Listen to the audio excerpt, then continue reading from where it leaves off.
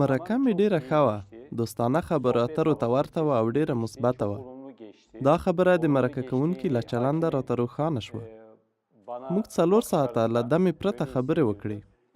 خو kıla mı چې د رد خبر واورید جټکه مې وخوړه.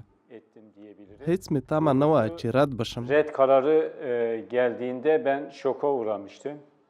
Red geleceğini hiç beklemiyordum. ما لومړی له وکیل درلودلو پرته د پناه غوښتنه وکړه، ځکه فکر مې کولو چې سړی په خپله له ځانه ښه دفاع کولی شي. Yine kendisi olacağı düşüncesiyle şimdiye kadar hareket etti. زه عرفان کسکین یم. زه د ترکیې په ارزروم ښار کې سیاسي فعال وم.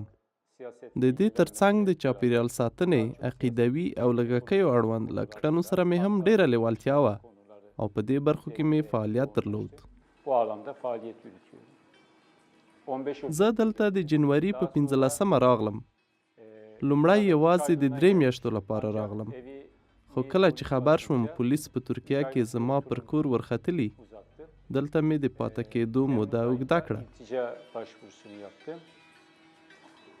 د جولای په میاشت کې مې د پناه غوښتنه وکړه. که بیا رد شم د وکیل په مرسته به بیا غوښتنه وکړم. زه خپل وخت د موزیک له هغې ډلې سره تېروم چې موږ جوړه کړې ده.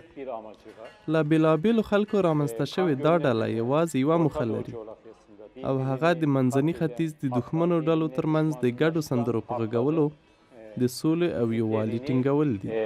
icra ederek bu hakları kaynaştırmak.